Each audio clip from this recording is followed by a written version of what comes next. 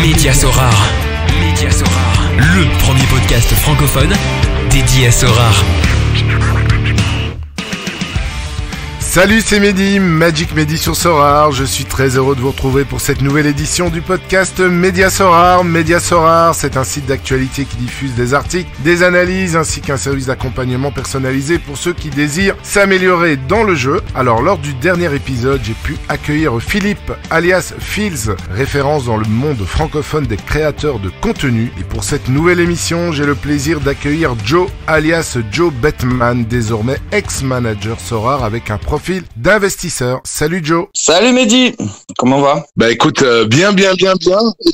Émission très spéciale. Je suis super content enfin que tu aies accepté mon invitation dans des circonstances certes un peu spéciales et puis des circonstances d'enregistrement aussi un peu spéciales parce que tu es au Costa Rica. On a essayé de passer via un autre système mais ça fonctionne pas. Donc là on enregistre en WhatsApp, téléphone. Bah écoute Joe, Costa Rica, il est quelle heure là chez toi? Eh ben il est 6h du matin, Mehdi. Et en pleine forme. Voilà, je suis là, donc du coup il y aura pas de rhum, c'est un peu trop tôt, mais je suis là en forme et très dispo pour ton appel. Bah écoute, moi on se connaît très bien maintenant depuis quasiment 2 ans. La communauté un peu moins. Est-ce que tu pourrais te présenter? Bah ouais, j'ai 41 ans, je suis marié, donc résident au Costa Rica depuis 4-5 ans maintenant avec ma femme. On a pas mal d'animaux de compagnie, on est très nature, paix, tranquillité. Du coup, c'était un bon compromis pour moi, étant donné que j'ai quand même la fibre dans la jungle. Bon, alors c'est possible que tu entendes des petits perroquets qui passent ou des choses comme ça, mais on va faire avec.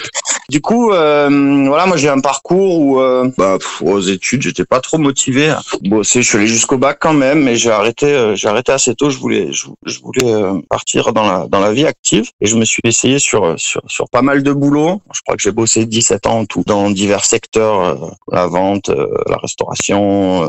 J'ai travaillé un peu sur des bateaux et si tu veux, j'avais, étant ado, même plus, 22 ans, j'avais toujours, j'ai vécu le développement d'Internet et j'ai toujours eu envie d'arriver à travailler d'un téléphone grâce à Internet, un peu d'où je veux dans le monde, d'avoir cette certaine liberté, on va dire. Liberté. Et ouais, voilà. Du coup, en cumulant mes boulots, j'ai toujours essayé de développer des choses à côté sur Internet et j'ai réussi il y a 7-8 ans, un peu dans les paris sportifs et dans le poker parce que j'étais passionné par ça aussi et voilà, et du coup ça a bien marché, j'ai évolué là-dedans et j'ai commencé à faire des investissements un peu à droite à gauche qui m'ont permis de m'expatrier et puis d'en être là maintenant quoi. C'est super. Et donc originaire d'où ça en France? Du coup, je suis originaire du sud de la France, vers Marseille. J'ai vécu beaucoup en Corse aussi. J'ai des origines lointaines italiennes, un peu comme toi. Ouais, ma femme. Moi moins, mais ma femme, oui. Ah oui, c'est ta femme, c'est ça. Ouais. Et toi, c'est un peu plus sud. Ouais, voilà. Ouais, moi, c'est encore, ouais, nord et sud. Donc, un peu plus au nord du père et un peu plus au sud de la mer. Et qu'est-ce qui t'a amené à t'établir au Costa Rica, à la Pura Vida, qui est le slogan du pays? Déjà, j'avais beaucoup voyagé en Amérique du Sud, Amérique latine. J'ai adoré le Brésil, par exemple. Et je me suis toujours dit, bon, si un jour je peux aller sur ce continent, les gens sont souriants, tu vois, ils se prennent pas la tête, ils ont beau pas gagner énormément, ils prennent la vie comme elle est, ils savent que le temps, c'est la plus grande des richesses. Bon, il y a le soleil, la nature, tu vois, enfin, toutes ces choses-là qui nous ont amenés à venir ici en fait. C'est une qualité de vie on va dire et aussi au niveau des horaires c'est assez intéressant parce que du coup quand tu travailles un peu sur des matchs de foot ou du sport en général européen, ben là ça me fait pas me coucher très tard. Je peux regarder ça l'après-midi tranquillement, me coucher un peu après le soleil et me lever avec lui et du coup je trouve que ça m'a enlevé pas mal de problèmes que j'avais à force de travailler sur des ordis la nuit où j'avais des acouphènes, des choses comme ça. Si ça m'a fait partir un peu tout ça quoi, je trouve que c'est plus ça. Ouais, et puis surtout, si je me rappelle bien, t'es au sud du Costa Rica, donc t'habites près de la jungle. La jungle, près de la mer. Je suis quelqu'un qui adore naviguer, aller à la pêche par exemple. Donc du coup, j'ai un bateau ici et c'est mes petites escapades, la petite sortie pour décompresser. Et avec ma femme, on est très nature aussi. Donc voilà, on se verrait pas vivre dans une grande ville. Il y a une biodiversité folle ici, mais toujours émerveillé par de nouvelles choses. Voilà, pour le moment, on est bien. Puis après, c'est l'avantage un peu avec cette vie, c'est que si le jour on en a marre, on pourra changer, quoi. Ouais, tout à fait. C'est vraiment top.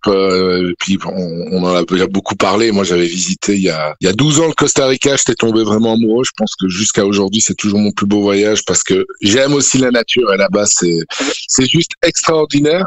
Joe, tes passions sinon dans la vie. Du coup, comme je te disais, la pêche, la nature, suivre le sport. Comme tu sais, regarder des matchs de foot, jouer un peu. J'ai beaucoup joué quand j'étais jeune. Bon malheureusement, ouais, mais j'ai arrêté tôt. J'ai arrêté genre à 13 ans parce que j'avais des problèmes de genoux et mon médecin a conseillé à mes parents de me faire stopper, quoi. Mais pour te dire, je dormais avec ma balle dans mon lit, j'allais à l'école avec la balle. J'étais vraiment, je voulais devenir un grand footballeur, quoi. Et voilà, du coup, c'est assez une passion. T'es devenu un grand manager. Un ex-grand manager.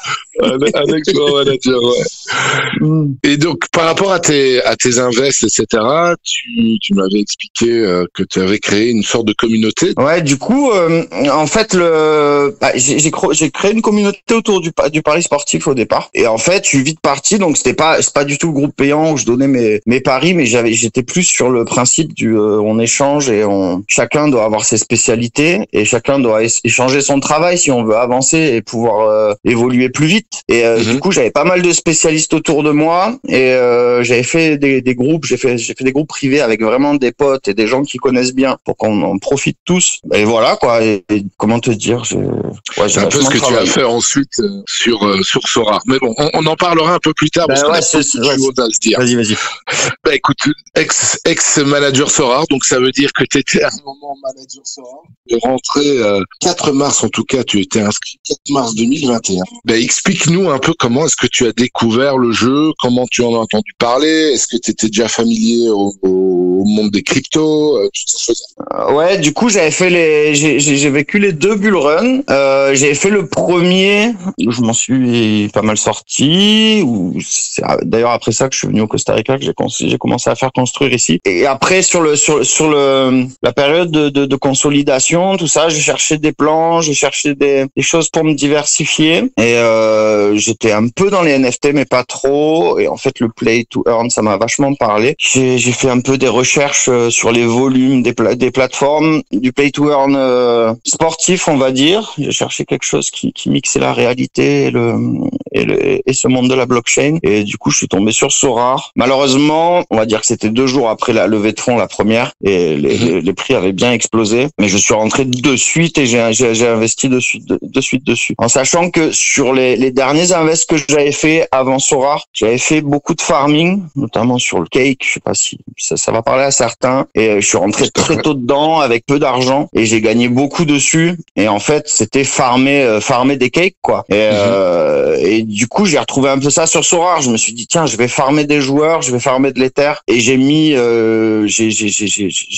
sur 1 an, en fait, je suis rentré en mettant des sommes tous les mois pour lisser un peu la variance. Et j'ai mis beaucoup de ces bénéfices-là dans Sorare en me disant que, comme voyait l'équipe Sorare, comment on voyait la chose, voulait toucher la masse. Et pour ce fait, passer par exemple, des dépôts en carte bleue, on pouvait mettre le solde en euros ou en dollars. Et je me suis dit que les managers allaient plus fonctionner sur des valeurs fiat que sur de l'Ether et que ça me diversifierait de la crypto. Parce que je voulais plus garder autant en crypto. Donc c'est pour ça que je suis rentré dans Sorare en me disant je suis en fiat. Et c'est pas du patrimoine crypto-monnaie en fait. Ouais, donc t'as pas utilisé les Ethers que t'avais déjà. T'as fait une bonne affaire avec le Pancake Swap, avec le développement de la BSC dans Smart Chain, parce que les frais Ethereum, ils étaient vraiment très en fait, j'ai senti très tôt que les frais étaient trop hauts sur Ether et en voyant le développement de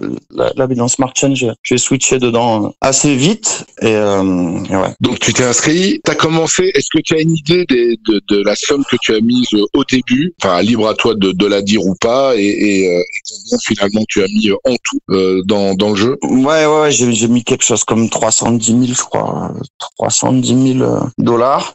Et du début à la fin. Ouais, mais en fait, je rentrais, je mettais 20 000, 30 000 par mois, quelque chose comme ça, quoi. Si tu veux, je voulais pas rentrer tout d'entrée en me disant je vais faire des erreurs, c'est obligé. Et du coup, heureusement, parce que les cartes étaient super chères au départ, donc ça m'a un peu sauvé. Et j'ai fait de l'investissement progressif. Mais en crypto en général, je fais toujours ça, quoi. C'est que j'achète par palier, je revends par palier. Du coup là, comme tu disais bien, mes Ethers en fait sont pas sur Sorare. Mes Ethers sont rachetés là depuis la chute de $2000 jusqu'à 980, je crois. Tout ça c'est de côté, quoi. Donc je comptais pas sur les Ethers de Sorare pour le long terme.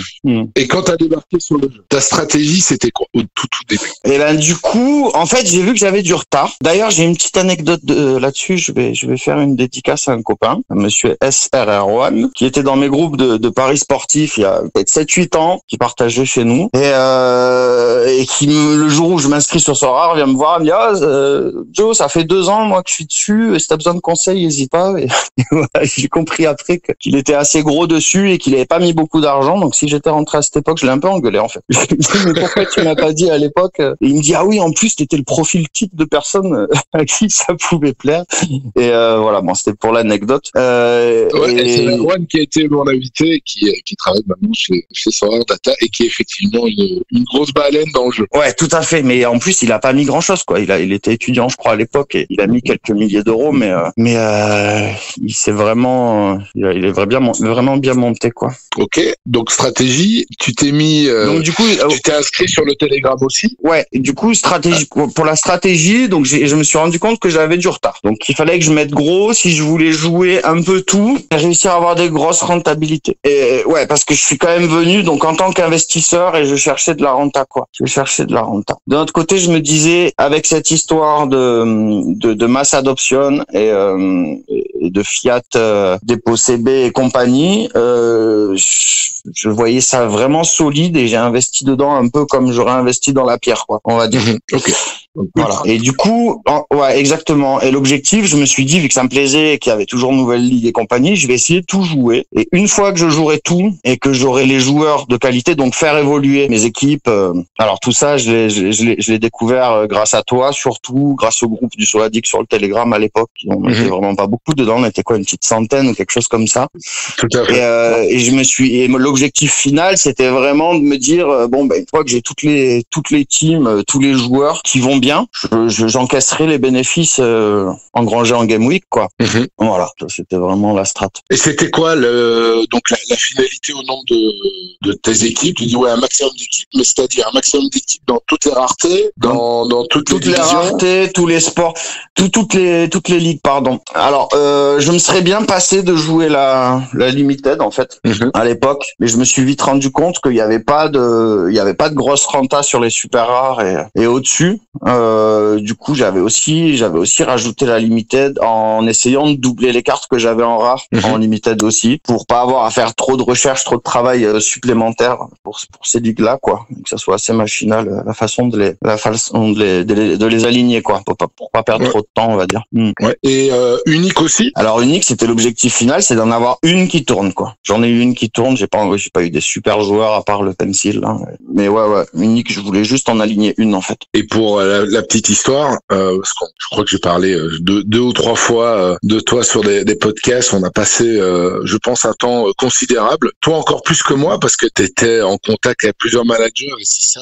Je fais un peu le parallèle par rapport justement à ce que tu nous as dit tout à l'heure en créant ta communauté, en essayant d'échanger des bons tips, que plus fort, ensemble on est plus fort que tout seul. En fait, tu as appliqué une stratégie assez similaire quand tu as débarqué sur Sorare. Ouais, exactement. J'ai essayé d'avoir un max d'infos et je me suis dit qu'il y avait des spécialistes de partout. Du coup, j'ai pas hésité aussi à souscrire un peu des abonnements chez par exemple, soit Argentine ou Portugal, qui sont monstrueux, je trouve. Et après, moi, j'ai l'avantage aussi, c'est que j'ai pas de travail à côté, j'ai tout mon temps, quoi. Et le reste de mes investissements, on va dire que c'est plutôt assez autogéré, c'est du passif. En fait, j'ai passé beaucoup de temps sur Sorare, mais c'était aussi par passion. Ça me plaisait, quoi. Je m'ennuyais pas. C'était un un boulot super excitant, mais j'étais pas obligé de le faire, quoi.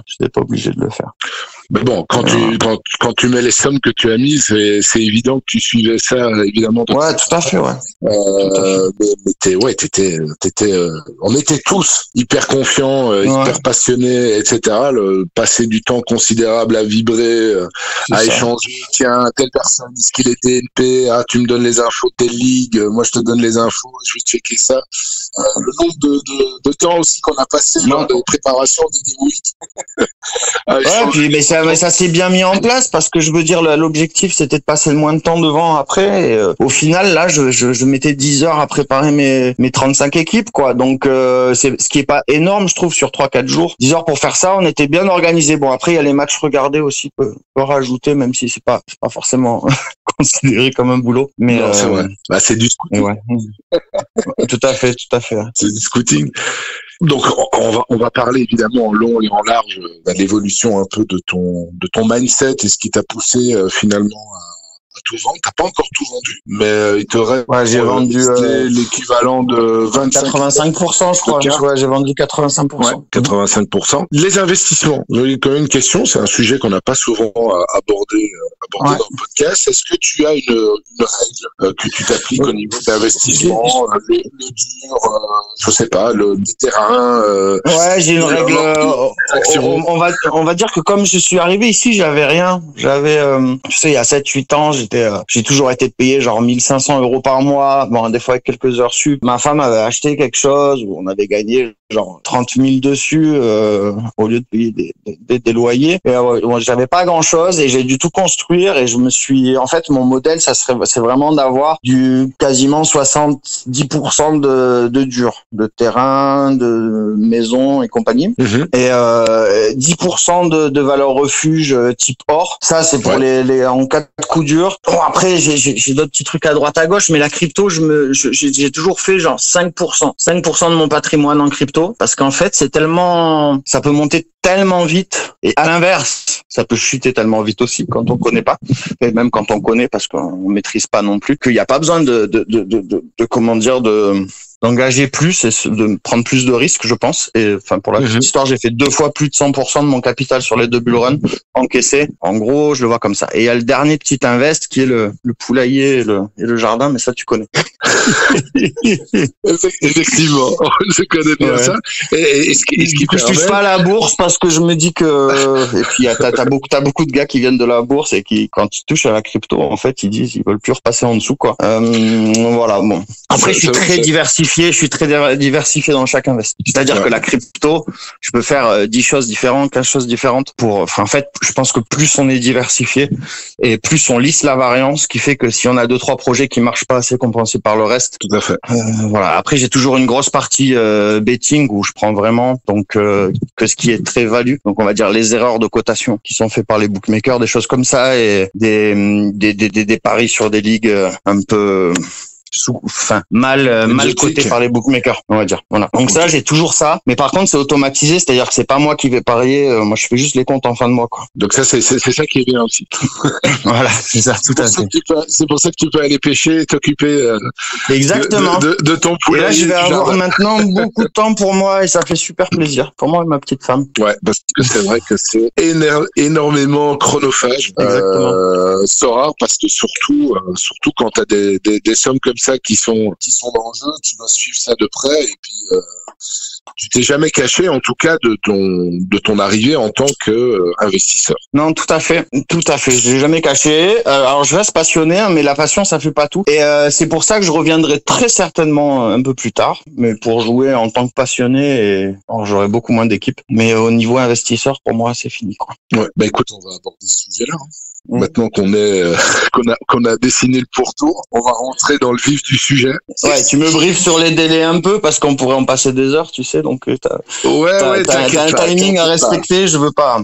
Non, t'inquiète pas, parce que c'est quand même un sujet hyper important et comprendre aussi ce qui t'a amené finalement à prendre cette décision-là. T'as toujours été très très confiant dans le projet. Tu le mettais régulièrement sur Twitter parce que finalement et sur Discord aussi, c'est les 2 canaux les plus utilisés. Ouais, sur l'équipe, c'était Sora. tout à fait. Ouais. Et à quel moment comment est-ce que je vais formuler ça? T'as commencé à avoir des doutes. Ouais, alors déjà, je vais juste préciser un truc, c'est que je pars du principe que personne sait ce qui va se passer, personne à la science connaît l'avenir. Ouais, il y a une boule de cristal. Parce que si tu veux, on maîtrise pas tout. Tu vois, tu prends un trader sur de la crypto, il a beau analyser des courbes, il va pas maîtriser le fait qu'il y a une possible troisième guerre mondiale qui peut péter, qu'un pays va bloquer tous ses ressortissants à aller sur un échange de crypto, qu'il va y avoir un scam comme FTX, et ça tu maîtrises pas. Et dans Sora, on a un gros facteur qu'on maîtrise pas, c'est les économies du jeu, et ça passe par le mint des cartes et l'arrivée des managers, et tout ça on peut pas le prévoir en fait. Donc surtout ce que je vais dire, ce dont on va discuter là maintenant, ne pas le prendre pour argent comptant, c'est juste mon avis quoi. Ouais, c'est un peu le phénomène du signe noir que t'as décrit là, vraiment les choses que malheureusement qu'on ne maîtrise pas et qui peuvent arriver et évidemment changer complètement la donne pour un truc. Mais c'est important, je pense, pour la communauté, de comprendre aussi l'évolution de ton mindset, de hyper confiant, parce que et je le dis avec d'autant plus d'aisance parce que moi j'étais exactement comme toi. J'étais un super optimiste, hein. J'étais vraiment un super optimiste. Oui, et moi aussi, et sur le futur et l'adoption, etc. À quel moment voilà, j'en reviens à ma question de base. À quel moment, voilà, pour toi, t'as commencé à te dire, finalement, je suis hyper confiant, mais je le suis un peu moins là. En fait, ça fait un an, comme on en a parlé avant aussi, t'avais des cycles qui se répétaient. Et à partir d'un 2 années de suite. Voilà. Et ça fait une bonne année, on va dire que le cycle, il est pas revenu. Qu'on est plutôt parti à la baisse. Alors, ce qui est étonnant, c'est que on a vachement bien amorti le bear market, la chute en crypto. Donc ça, c'était cool, j'étais content parce que c'était vraiment l'idée au début en mettant cet argent chez Sora. Je me suis dit que ça allait pouvoir amortir ce risque. Et le fait que là, maintenant que c'est stable, que ça monte, ça continue à descendre, à chuter les prix sur Sora. C'est vraiment quelque chose qui m'a un peu alerté au départ. Je pense que j'ai compris il y a quelques mois que mais c'est logique, j'y ai pensé au départ aussi, c'est qu'en cherchant la masse, il pourrait très bien vouloir privilégier les gens qui entrent plutôt que les anciens managers. Et du coup à faire chuter volontairement les prix. Alors je pense, hein, c'est vraiment personnel, mais chuter volontairement les prix pour que ce soit plus facile d'entrer et d'intégrer dans Sora. Et j'ai l'impression que c'est vraiment la politique. D'ailleurs, ils communiquent pas là-dessus. Tu verras que ça parle jamais trop. Alors là, ils ont réduit un peu, je pense, les enchères, mais ça communique pas là-dessus. Je pense que c'est l'objectif chez eux, de rendre plus abordable leur jeu, quoi. Et toutes ces choses-là, ces petits, ça m'a mis un peu la puce à l'oreille, on va dire, et pour ça que maintenant j'ai revu mon investissement chez eux à la grosse baisse. Lors de mon explication, pourquoi aussi je quitte, en tout cas j'arrête cette exposition-là, je vais dire ça comme ça. Tu te rappelles des échanges qu'on avait par téléphone il y a plus ou moins un an, c'était en avril, mai, je crois 2022. On réfléchissait un peu sur le futur et puis moi j'avais beau prendre les chiffres dans tous les sens, je me suis dit mais comment est-ce qu'on va pouvoir faire pour justement continuer à stabiliser en tout cas le marché. On parle même pas de continuer à monter. Et mon talon, enfin mon étalon plutôt, c'était Mbappé. Est-ce qu'un jour on pourrait revoir Mbappé? Il n'y a pas si longtemps, enfin je sais même hier, il y a un manager Sora Unicorn qui a posté lanceur de Mbappé à $80,000. Il y a 2 ans. C'était même pas une 1 sur 100 en plus. Ouais, non plus, c'était même pas la 1 sur 100 ni le numéro de maillot. Et là, je me dis, mais j'ai beau prendre les choses dans tous les sens, je vois pas comment est-ce qu'on pourrait, surtout que les nouvelles cartes vont sortir. Et je t'avais dit en privé, maintenant, évidemment. Ouais, t'as eu des doutes plutôt que moi, hein. Ouais, j'avais des doutes à cause justement de la mécanique. Pas par rapport au futur de Sora, mais plus par rapport au futur de la valorisation de ma galerie. Parce que c'est vrai que à partir du moment où on investit dedans, c'est notre argent dedans. Quand on dit investir, oui, ça veut dire ce que ça veut dire. Et donc, je voyais pas trop, surtout avec l'approche de la nouvelle saison et donc les nouvelles cartes qui allaient débarquer. Je regardais cette courbe qui, pour moi, a toujours été un facteur très très important, la courbe des managers. Et cette courbe-là, oui, elle augmentait, pas assez justement, en tout cas, c'est ce que je trouvais, pour pouvoir amasser le supply, enfin plutôt pour avaler le supply. Toi, comment est-ce que tu voyais les choses à ce moment-là? J'ai également regardé tout le temps cette courbe, en fait. J'ai toujours un œil rivé dessus. Et bon, comme tu sais, je m'étais fixé un objectif, un objectif, la première ligue. Je vais attendre que la première ligue sorte pour voir comment. Mais bon, là, on voit, elle est sortie. Et puis t'as quoi? T'as plus 300 managers par jour. On voit pas ceux qui partent parce qu'ils ont toujours des cartes un peu mortes dans leur galerie invendables et compagnie. C'est vraiment pas assez, quoi. Après, on sait très bien que sur Sorare, il va pas y avoir une arrivée d'un coup comme ça. Il faut que les gens s'habituent à la crypto, à l'Ether et compagnie. C'est pas simple à prendre en main. Donc ça peut pas arriver d'un coup. Mais on n'a jamais plus eu en fait l'augmentation de managers comme quand moi je suis arrivé sur la première levée de fonds. Oui. Ça c'était la plus grosse de loin. Exactement. Et je vois pas comment on pourrait avoir une nouvelle comme ça. Alors attention, c'est que je suis pas du tout pessimiste sur le jeu à long terme, hein, mais c'est juste que purement investisseur, essayer de faire une belle augmentation par une grosse arrivée de joueurs en un coup comme ça, c'est pas possible. Ça, c'est clair et net. Et ouais, je te suis là-dessus, surtout qu'on a eu le truc Coupe du Monde. Enfin, il y avait pas mal de choses qui ont été mises. T'as toujours été sur les réseaux sociaux, derrière Nicolas Julia, etc. Tu dis c'est une boîte solide, et je pense effectivement que la boîte est solide. Mais donc voilà. Est-ce que tu avais discuté avec des investisseurs qui étaient là, qui sont arrivés avant que nous? Parce que moi finalement je suis arrivé juste 2 mois et demi plus tôt que toi, donc c'est pas non plus 1 an à l'avance. Est-ce que tu as discuté aussi avec des managers, investisseurs crypto qui étaient dans Sorare, qui ont entre-temps quitté? Ouais, j'ai discuté avec, mais pas j'ai pas discuté avec des managers qui sont arrivés avant moi, qui sont partis. J'ai l'impression qu'ils sont là et que je les vois pas trop bouger. J'ai plus discuté avec des investisseurs qui sont arrivés un peu comme moi et qui sont partis ou qui vont partir. Ça oui, mais sur des anciens non, ils sont quand même assez bullish. Après, je discute avec des gars qui sont sur les collectibles et tout, et je suis sûr qu'à l'avenir, s'il y a pas mal de monde qui arrive, c'est un business qui pourrait marcher, même si à cette heure-là, avoir une 1 sur 100, ça change pas grand-chose. Tu la vends pas mieux. Je pense, ouais. Mais non, sinon j'ai pas eu trop d'échos d'anciens qui voulaient partir. Après, je pense qu'il y en a beaucoup qui se posent des questions. Hein.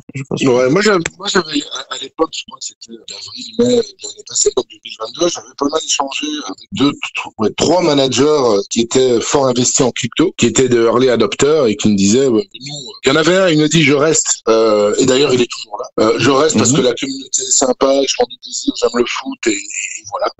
Mais je sais que mon investissement va baisser à court moyen terme. Il me disait ça l'année passée.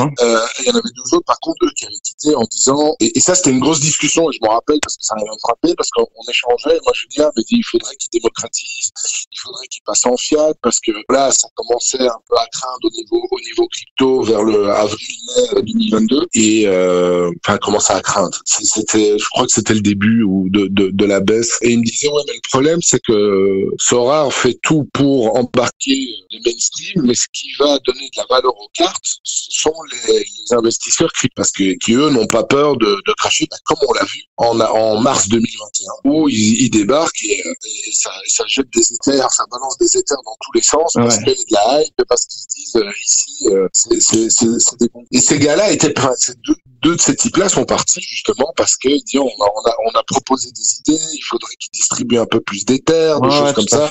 Sorare ne le fait pas, nous on prend le truc et on quitte. Avec le recul, je me dis oui, je pense qu'en fait ils avaient raison, le côté mainstream, ça va pas attirer des gros investisseurs. Mais là tu vois plus des fans. Là tu vois plus de gros arriver en fait. Là je viens de passer quand même 5 jours en dormant 4 heures par nuit sur le marché, et t'as pas de gros acheteurs. J'ai l'impression que depuis l'été dernier, il y a pas beaucoup de gros qui sont arrivés, quoi. Par contre, à l'inverse, j'ai des copains qui sont arrivés, j'en ai un notamment qui avait une galerie à 300-400 éthers et il a redescendu à 100, donc c'est qu'il a pas la renta. Il se rend compte aussi de ça, il s'en est rendu compte avant, mais en fait c'est vraiment, je vais pas me plaindre, hein, de toute façon c'est un risque qu'on prend au début et on l'accepte, mais je pense que on est impacté à nos niveaux d'investissement, c'est-à-dire que sur des galeries de 100-150 200 Ethers, le jeu se tourne pas, ne va pas nous, nous satisfaire, je pense. J'ai l'impression. Par contre, sur des galeries beaucoup plus petites, je pense que je suis beaucoup plus bullish sur long terme, quoi. Mais en fait, on a pas. Si tu veux, comme je te disais, je viens du farming, et le farming en crypto, tu poses un stack, souvent dans un token du site, quoi. Le token va avoir tendance un peu à baisser, mais tu vas farmer avec plus de pourcents que ce qui baisse, et tu vas donc faire du bénéfice comme ça. Et sur Sorare, c'est ce qui s'est passé pendant plus d'1 an. Moi, depuis que je suis rentré, on gagnait de l'argent, hein. Et à cette heure, on n'arrive plus, en fait, les rewards sont tellement petits, il y a tellement plus de compétitivité, et les galeries baissent tellement vite que on perd de l'argent. Et en fait, si c'est pas pour passer beaucoup d'heures, bon, en se régalant parce qu'on adore ce qu'on fait, mais perdre de l'argent, enfin, à un moment, tu te poses des questions, tu te dis ça sert plus à rien, quoi. Avant de poser justement des questions par rapport à ta logique qui t'a fait vendre. Enfin, j'ai d'autres questions à te poser. Moi, de mon côté, avec Media Sorare, on proposait construction de galeries, etc. D'abord en petit comité. Toi aussi, tu as été approché, vu que tu as quand même une grande communauté en dehors de Sorare, tu as été approché par des gens qui voulaient investir. Il y avait toute une période où il y avait des grosses demandes, que ça soit de ton côté, de mon côté aussi. Moi, j'en ai plus de demandes vraiment de construction de galeries avec des sommes, je veux dire des sommes importantes, 20, 30. Ça, il y a plus rien depuis des mois et des mois. Est-ce que de ton côté, tu constates la même chose? En foot, oui. J'ai pas l'impression, comme je te dis, je vois pas de gros investisseurs, je vois pas de grosses sommes achetées, des gars qui achètent beaucoup de bons joueurs, en rare plus, je vois pas. Par contre, en NBA, il y en a, Il y a t'as eu pas mal de personnes. Moi, j'ai vendu mes cartes à des joueurs qui sont en train de construire leur rooster, et le NBA est beaucoup plus attractif, je trouve, pour le moment. Et pourtant, t'as quand même vendu. Et pourquoi t'as pas gardé NBA? Alors, pourquoi j'ai pas gardé NBA? NBA, je suis arrivé un peu tard, et je me suis dit qu'avec la fin de saison qui approchait, et que c'était un peu du taf, il serait mieux de vendre maintenant, pour me libérer un peu de temps aussi, et racheter sous quelques mois. Parce que ça reste un objectif quand même. Ça reste un objectif, ouais. Si je suis motivé, je vais me refaire des poules, des teams NBA pour l'année prochaine. C'est possible. Pour le fun ou bien quand même la NBA, je pense que franchement, ça peut être rentable. Après, c'est beaucoup de boulot. Il faut faire tourner les joueurs, mais déjà, il y a qu'une ligue, donc du coup, c'est beaucoup plus limité en nombre de cartes éditées, surtout en super rare. Du coup, je pense qu'il y a plus de possibilités d'avoir de la renta là-dessus, et une bonne gestion de la rareté que en foot. Ouais, en foot, je sais pas si tu es d'accord avec moi, mais quand j'avais dit voilà, ils ont tellement signé de nouvelles ligues, de nouveaux clubs, bien sûr, de nouveaux joueurs évidemment, et dans toutes les raretés, que finalement le marché a été mais ça marchait, si tu veux, on le savait, on s'en doutait, et on se disait il faut se serrer la ceinture parce qu'il faut signer absolument ces contrats, qu'on les ait, et après les gens vont arriver. Le problème, c'est la façon dont ça a été fait. Pour moi, une très grosse erreur, c'est d'avoir annoncé la première ligue là en milieu de saison, alors qu'on sait qu'on va arriver sur les fins de saison et que ça va baisser. Du coup, forcément, t'as les gars qui arrivent, ils investissent dans Sorare ou ils prennent des cartes pour jouer, et ils se rendent compte que ça baisse, quoi. Et je pense que ça aurait été plus judicieux de l'annoncer en fin de saison. Là, attendre 2 mois ou 3 mois pour préparer la saison prochaine, quoi. C'est juste mon avis, mais je trouve que c'est une erreur, moi, personnellement. Et donc, du coup, je sais pas, je me dis qu'on va avoir du mal d'avoir énormément de managers qui arrivent, et pour faire remonter le prix de toutes ces cartes, vu la supply qu'il y a et tout ce qui est minté, quoi. Je me dis que c'est compliqué à ce niveau. Alors, paradoxalement, c'est fou, mais je trouve que le gameplay a jamais été aussi bon que maintenant, et sur les caps, il y a moyen de s'éclater et vraiment de faire du résultat. On voit d'ailleurs mon filleul Anoui, là, t'as vu, qui vraiment cartonne. Après, il passe du temps dessus. Anoui 888. Un des meilleurs managers sur la plateforme. Il est monstrueux, et je pense stabilise au niveau de la valorisation de sa galerie, parce qu'il fait des scores de fou. Et t'as des mecs qui suivent. J'ai un autre filleul comme Kinshu, peut-être, je pense qu'il a moyen de vraiment tirer son épingle du jeu là-dedans. Et ça va vachement, en fait, le nouveau gameplay, il va vachement avantager des personnes comme ça, et même des mecs qui ont des beaucoup plus petites galeries, parce que il y aura de la value à jouer ces caps, ça c'est certain, quoi. C'est certain. Donc je suis pas, vraiment, moi je parle de mon cas, et du gros investisseur, c'est quand même assez gros, qui joue toutes les ligues. Là, je trouve que que c'est beaucoup plus compliqué, mais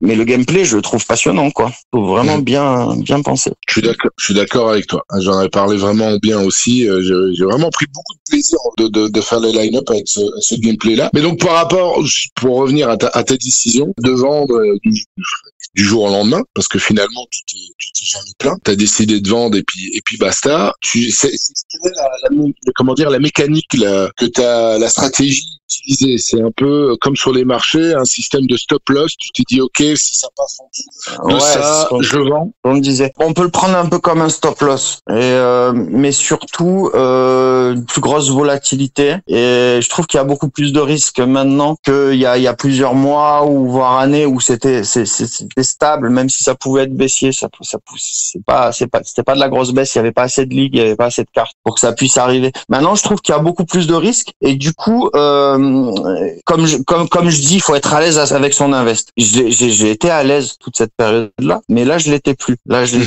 Et du coup, j'ai revisité mon exposition, on va dire. Donc après, à partir du moment où moi, enfin, tu sais comment je suis, j'achète vite et je revends vite pour être plus compétitif. Et à côté de ça, en parallèle, je suis en fiat aussi. À partir du moment où je décide de vendre, il faut que je vende assez vite.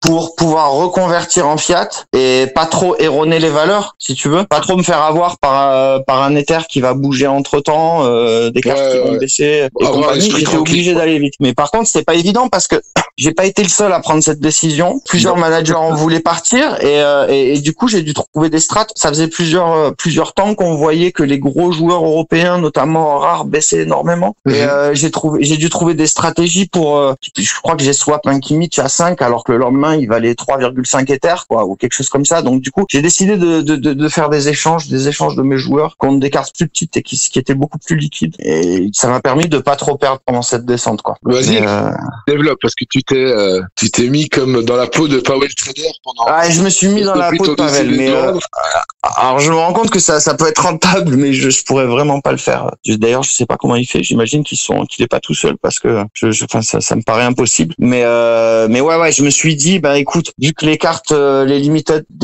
baissent de temps, les rares de temps, surtout les grosses, si je swap ces gros joueurs contre des joueurs compétents et qui se vendent bien, ça va aller. J'aurai plus de facilité à vendre ces joueurs moyens et je vais faire plaisir à des managers qui arrivent pas à s'acheter cette grosse carte en Ether parce qu'ils ont jamais assez d'Ether mais ils ont les joueurs. Ouais. Donc j'ai dit je vais faire comme ça et après j'ai refait une subdivision de mes rares souvent pour passer sur des grosses limited genre des Tadic, je sais pas, ils ont baissé aussi mais vraiment des joueurs qui se vendent bien et j'ai vendu beaucoup de cartes limited. En fait, en gros, je sais pas, j'avais peut-être 900 cartes ou quoi, 900 NFT, il a dû m'en passer 5000 ou 6000 dans les mains, je sais pas, sur cette période de 5 jours, quoi. Ah ouais, quand même. Ah ouais, alors ça c'est vraiment, je te dis des chiffres au pif, mais j'ai eu beaucoup de cartes, j'ai eu beaucoup plus que ce que j'avais au départ qui sont passés sur mon compte là. Ouais.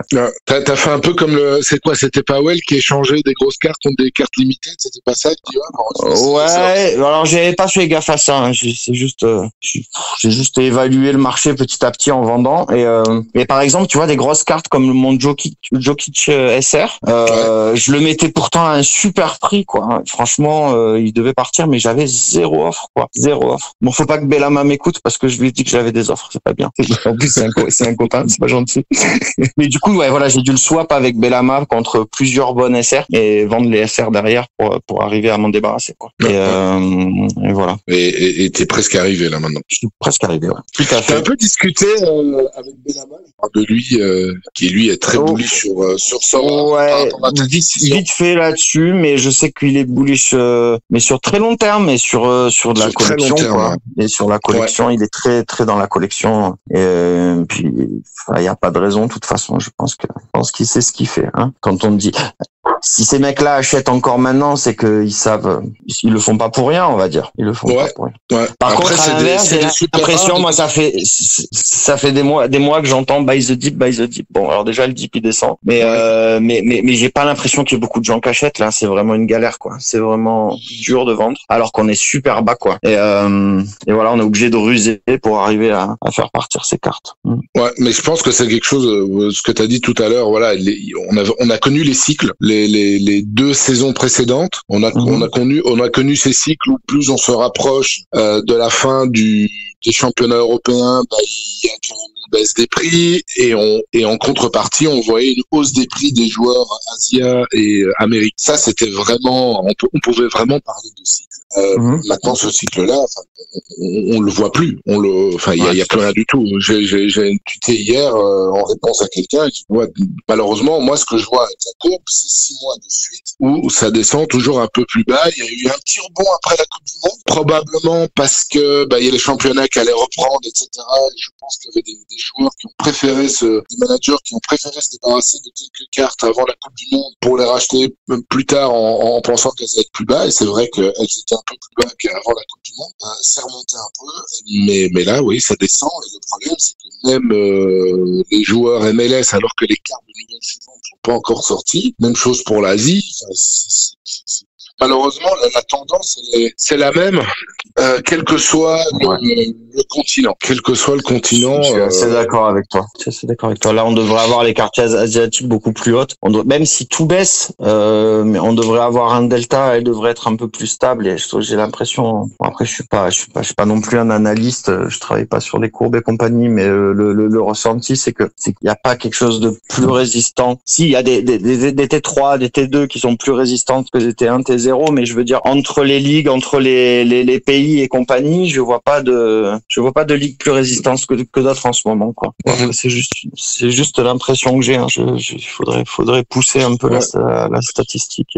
Et qu'est-ce que tu penses, ceux qui font le parallèle? Parce que c'est vrai qu'on en entend beaucoup. Moi, honnêtement, je ne pourrais pas me tromper, mais j'ai jamais parlé vraiment d'un marché, que Sorare est un marché dans le sens premier du terme. Qu'est-ce que tu penses de cette dénomination, comme quoi il y aurait un marché sur Sorare, un marché qu'on pourrait trouver en bourse ou en crypto?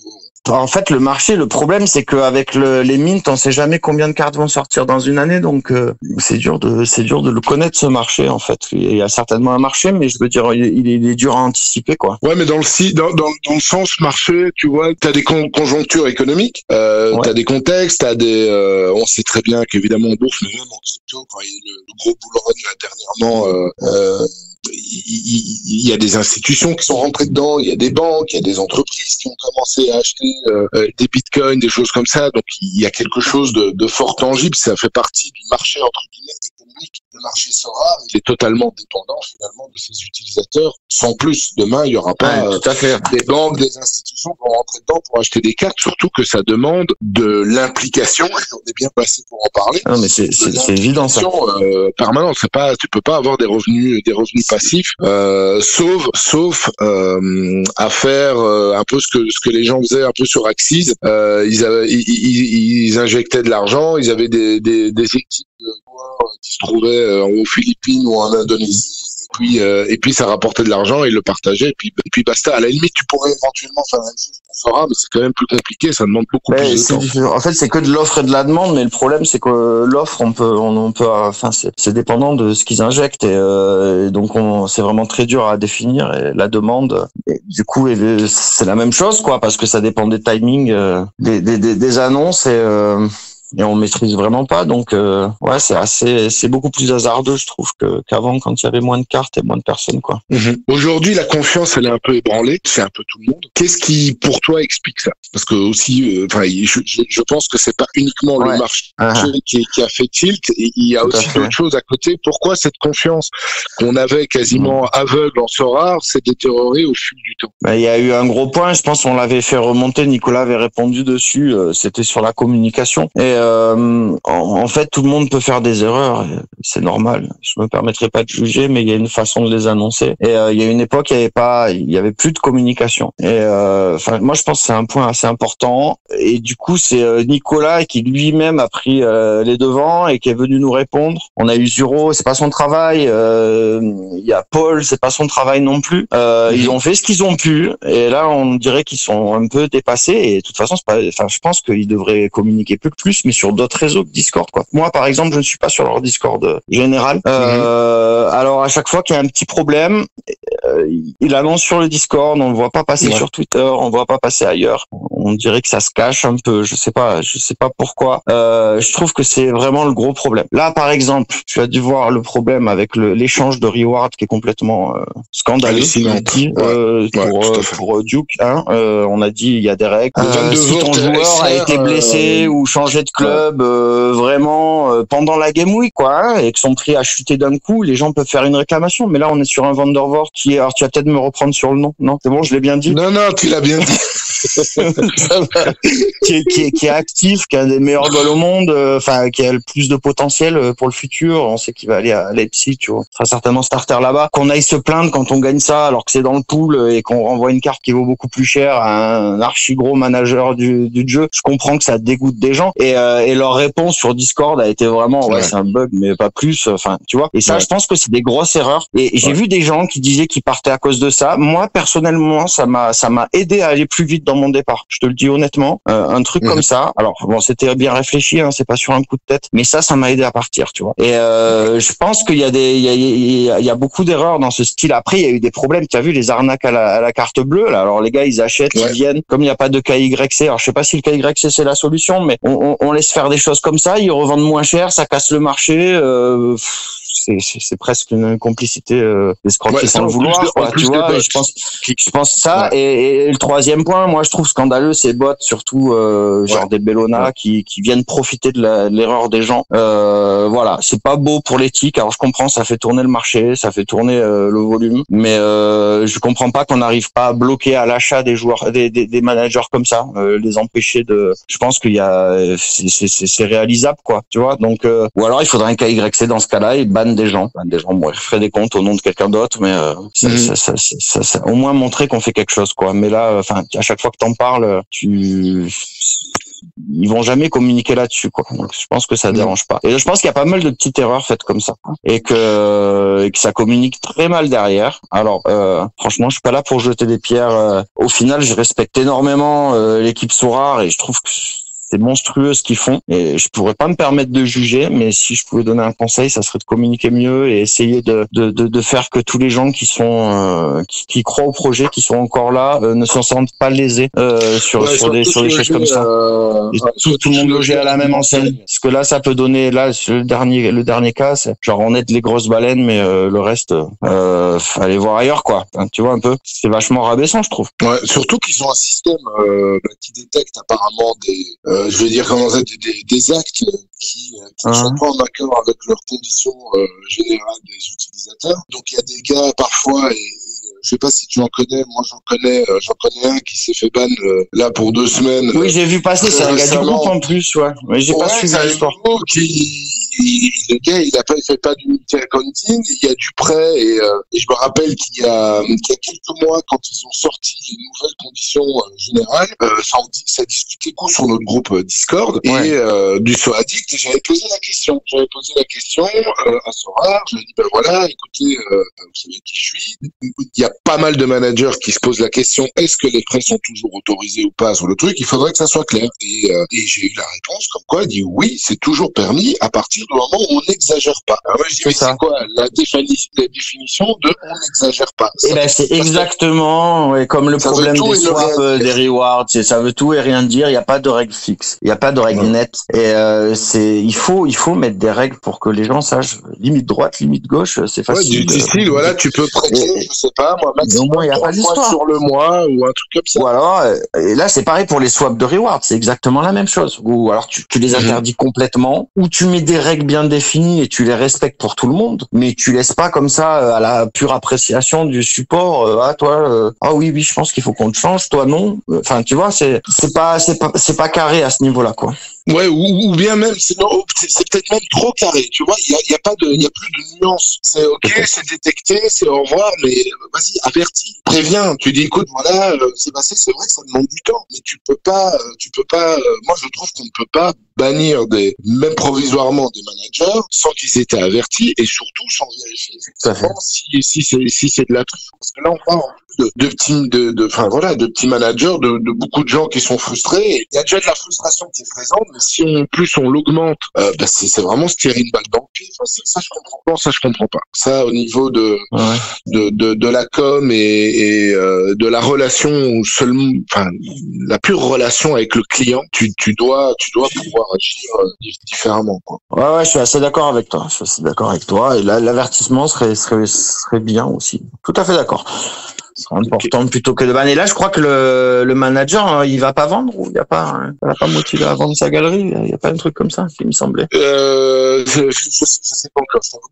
Je sais pas. Mais bon, c'est vrai que rajouter de ça la fout mal, quoi. Honnêtement, ça. Voilà. Surtout avec l'histoire, comme tu dis, de Van de Voort et toute une série de points, c'est pas génial. Comment est-ce que tu vois ton départ? Est-ce que tu as l'intention de revenir? En NBA, t'as expliqué les plans, mais ouais. Alors on m'a pas mal posé la question. Ça m'embête parce que je crois que tu l'avais dans les questions des gars là qui voulaient savoir. Mais c'est vrai, je dois me justifier là-dessus. Je vais te poser après les questions. Ouais, après les questions parce c'est vrai qu'on en a reçu pas mal sur Twitter. Ça sera à la fin. Bon, en gros, je vends vite et on en reparlera après, mais je liquide tout. De toute façon, je pense que ça va baisser encore, mais je compte revenir après quand les prix seront plus bas. C'est juste mon interprétation. Je pense revenir, mais vraiment avec un investissement beaucoup plus faible, genre 20-30K, je sais pas, pour me faire quelques U23 parce que ça va me manquer, c'est évident. Mais voilà, en fait, je vais partir en tant qu'investisseur et je vais certainement revenir en tant que joueur pour le fun. Et de toute façon, c'est ce que je veux Sorare, en fait, toucher des gens comme ça. Et moi, je reste passionné à côté, donc je vais pas me priver de ça. Mais là, j'ai besoin d'un peu de vacances, on va dire. On va tous bien en J'ai besoin d'un peu de vacances. Cette coupure après deux années ultra intenses. Ouais. C'est vrai que... Mais c'est sûr que je pourrais pas m'empêcher de pas être un peu sur les réseaux, dans les groupes Discord, discuter avec les copains. Ça va être. Je vais pas me priver de ça parce qu'on a quand même une bonne équipe, des gens. J'ai rencontré plein de gens adorables dans cette aventure et je compte pas dire ouais au revoir, salut à jamais à ces personnes-là. Voilà. Qu'est-ce que je suis d'accord avec toi. Des super rencontres grâce à ce jeu. Plein de personnes bienveillantes. Chaque fois que j'ai la possibilité d'en rencontrer, honnêtement, je suis vraiment rarement déçu et c'est vrai. C'est pas ça il faut entretenir cette flamme. C'est vrai que c'est un peu... Ouais, ça aurait été un peu ma déception, c'est d'être loin et de pas pouvoir participer un peu avec vous à certains événements et vous rencontrer dans le réel, quoi. Mais c'est vrai que personnellement, j'ai jamais rencontré une communauté aussi bienveillante ailleurs. Je te dis, dans le betting ou dans le poker, c'est pas du tout comme ça. Alors, il y a du respect, il y a des mais c'est pas bienveillant comme ça. Et sur Sorare, c'est ce qui m'a choqué le plus au début, quoi. C'est la communauté. Et on a fait énormément, je pense, pour le jeu, et cette communauté a fait énormément, et je trouve qu'on lui rend pas assez. Je suis d'accord. Tu vois. Maintenant, s'ils ouvrent la Ligue de foot du Costa Rica, il y aura certainement des managers qui vont partir là-bas voir des matchs. Ah ouais, alors puis j'ai des copains qui jouent ici, alors j'aurai des infos là. Écoute, ce que je te propose, on va faire un peu les choses différemment par rapport à d'habitude. On se termine toujours par les questions Twitter, mais là je vais commencer par les questions Twitter et puis on terminera par le questionnaire rapide. Comme il y a eu quand même beaucoup de questions qui sont en relation avec les décisions, etc. Comme ça, on les traite les unes derrière les autres. Alors, je défile. Alors, bonne question là de Nelly, manager connu spécialisé MLS, qui nous pose la question à tous les deux. Il dit: n'êtes-vous pas mal à l'aise sur le fait d'avoir fait venir beaucoup de managers et de quitter aujourd'hui? Alors, qu'est-ce que tu as envie de répondre à ça? Je lui ai déjà répondu parce que là, ça pouvait être un peu interprété du genre. Enfin, il fallait répondre et je lui ai dit que, en fait, en gros, moi, je sais pas amener de masse, mais j'ai surtout des gens qui me font confiance et à qui je fais confiance. Donc, on s'échange des plans, des invests. Donc, ce sont des investisseurs, des parieurs au départ, joueurs de poker, un cercle assez privé. Et du coup, naturellement, quand ils ont vu que j'étais dessus et qu'ils ont voulu venir, je les ai fait rentrer, je les ai briefés, coachés. En fait, la base, c'est de parler du risque, du pourcentage de patrimoine à engager maximum et compagnie. Et tout ça, on l'a fait ensemble. Et c'est des gens qui ont une grosse connaissance sur le risque et la différence entre le risque et le reward. Du coup, je suis vraiment à l'aise avec ça, comme je disais, parce que c'est des personnes qui ont l'habitude, qui mettent ce qu'ils peuvent se permettre de perdre. Et voilà, et qui font leur propre opinion par eux-mêmes. Donc, comme je te disais, il y a des Kinshu, Anhui qui continuent, qui sont à fond et vraiment à qui s'appeler. Et il y en a d'autres qui sont déjà partis. Il y en a d'autres qui restent parce qu'ils sont passionnés, mais ils se rendent compte que c'est pas plus rentable que ça, mais ils se régalent à jouer, quoi. Enfin, et du coup, j'ai aucun problème avec ça. De toute façon, au fil du temps, c'est toujours envoyé des messages avec ces personnes-là et j'ai toujours dit à peu près ce que je pensais, comme eux me disaient ce qu'ils pensaient du jeu. Et moi, mon avis s'est dégradé petit à petit là ces derniers temps et donc ils étaient au courant de cette dégradation-là. Voilà. Okay. Et puis j'ai dit à tout le monde que je partais quand je suis parti, donc moi je suis droit dans mes bottes, tu sais, je veux pas pleurer H24. Disant, justement, quand je reste, je garde des sous dessus, je comprends pas, ça fait pas de sens. Moi, c'est bien que tu en parles de cette fameuse team ouin-ouin, parce qu'on t'a pas mal reproché là, dit c'est ça, tu critiquais les managers qui avaient peur et qui ouin-ouin, et puis maintenant c'est toi qui pars. Moi, comme je te connais, j'avais expliqué, mais voilà, maintenant t'as la possibilité. Puis c'est des gars qui lisent pas mes tweets, quoi, parce que c'est bien, c'est clairement dit, tu pleures, mais t'es toujours là, quoi. Ouais. Voilà. Bah moi je suis parti. Voilà, tu vois, voilà. J'ai dit là je trouve ça pas bien, là je trouve ça pas bien, là je trouve ça bien. Avant je disais souvent je trouve ça bien et je suis optimiste. Puis maintenant je trouve qu'il y a trop de pas bien, donc je pars. J'ai pas envie d'être toxique pour les gens et de toute façon tu sais que je suis sur l'ultra positivité et je veux pas donc ce que je veux pas qu'on me fasse, je veux pas le faire aux autres. Ouais. Et c'est ça, voilà, et je trouve que c'est moi je trouve en tout cas c'est pas ton bonheur là, t'es au Costa Rica, t'es tranquille. C'est la pura vida, le côté positif de la vie. Et c'est vrai que quand il y avait des gens qui étaient négatifs ou qui attaquaient, toi tu te casses pas la tête, tu bloques, t'essaies pas de comprendre, tu bloques, tu dis la tranquillité de l'esprit, ça n'a pas de prix. Ça c'est l'habitude, ça fait quand même 7-8 ans que je suis sur les réseaux et dans les paris sportifs. Tu sais, quand t'as des mecs qui perdent de l'argent ou quoi, qui gèrent mal un peu les sommes qu'ils envoient, tu te fais vite insulter et compagnie.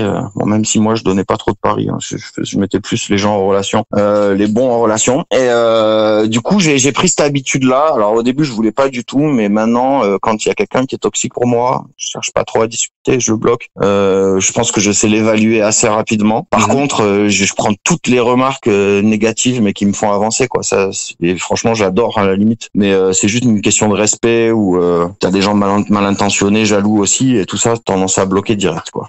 M'embête pas. Bon, prochaine question. Allez. Bon, il me posait aussi Nelly concernant le coaching, je lui ai répondu en privé, etc. Non, tu lui as répondu?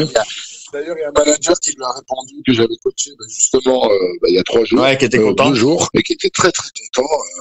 Coaching, c'est pas. Mais du coup, toi, tu m'as pas répondu. Tu m'as pas dit. Tu vas continuer un peu le coaching. Tu vas faire quoi? Ouais. Je vais continuer un peu le coaching, même si c'est vrai qu'il y a moins de demandes maintenant qu'avant. Mais là, il y en a quand même de temps en temps. Et c'est vrai que le coaching, c'est surtout se mettre à la place de l'autre. Donc quand il y a le manager là c'était mardi, donc c'était avant-hier. Avant-hier, voilà, il est rentré avec une somme. Cette somme-là, il est à moins 85% quand même. D'accord. De son invest de début. Pendant 20 minutes, c'était vraiment se mettre à sa place, essayer de voir s'il était résilient, s'il avait des craintes, voilà, pour essayer de le conseiller au mieux par rapport à son état psychologique et par rapport justement au temps qu'il va passer dessus. Et puis finalement, j'ai pu le conseiller entre guillemets sur mesure, parce que le coaching, c'est ça, c'est se mettre à la place de l'autre. Tu fais coach mental aussi. Ouais, si tu veux, c'est plus facile en fait de faire ça pour les autres que de l'appliquer à soi-même, tu vois. Je suis entièrement d'accord. J'ai toujours dit ça.